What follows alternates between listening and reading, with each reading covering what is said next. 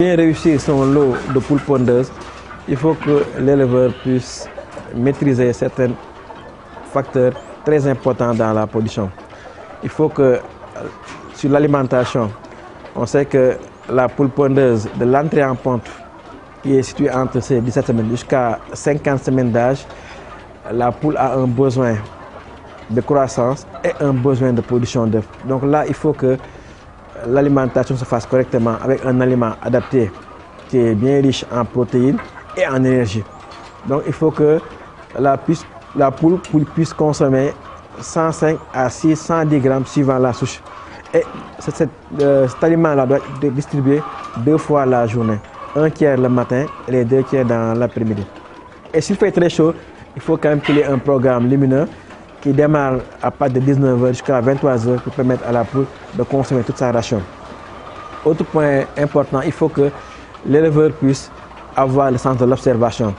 L'observation nous permet de détecter et de pouvoir être un lanceur d'alerte, de voir les poules si elles sont en forme, de voir si la consommation elle est normale, de voir s'il y a une bonne ambiance, de pouvoir avoir un ressenti, de voir la litière et de toucher l'eau pour voir si elle est trop chaude ou bien si elle est bonne à la consommation, de voir l'aliment en aspect, s'il y a trop de farine et s'il y a trop de granulés. Tout ça, c'est l'éleveur qui est sur place qui peut faire ce premier constat-là. Et aussi mesurer. Il faut mesurer la consommation journalière par jour et par sujet. Mesurer l'abreuvement. On sait que la poule boit 2 à 3 fois plus qu'elle consomme l'aliment. Donc l'eau est très importante. Mesurer le taux de ponte par jour. Parce qu'on a pour chaque souche ce qu'on appelle la courbe de ponte. Et la courbe de ponte évolue suivant l'âge de la poule. Donc à chaque fois qu'on a un taux de ponte mesuré, il faut se rapprocher de la courbe de référence pour pouvoir faire une comparaison.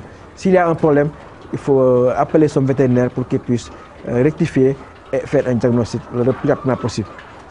Donc la poule pond jusqu'à la réforme. Hein. Et comme je l'ai dit, à partir de 50 semaines jusqu'à la réforme, la poule n'a plus besoin de croissance. Elle a seulement un besoin important en calcium qu'il faut satisfaire pour éviter un taux d'œuf déclassé. Donc, et le docteur l'a rappelé tout à l'heure, la poule pondeuse n'a pas besoin de produits de médicaments.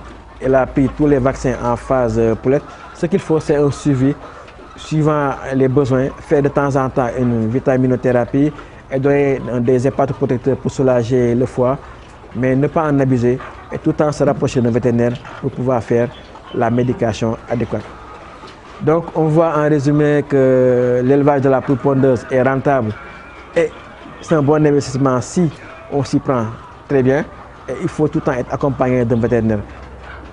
La poule pond après un œuf toutes les 24 heures et il faut savoir aussi que la danse c'est conseillé, c'est 6 sujets par mètre carré.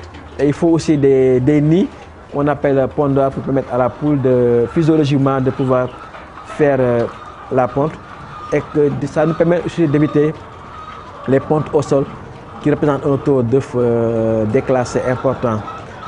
Donc je dirais que l'élevage de la poule pondeuse, si on respecte ces fondamentaux-là, on peut s'en sortir, mais n'oubliez tout le temps, le meilleur collaborateur, le meilleur compagnon pour optimiser et rentabiliser son investissement, c'est le vétérinaire.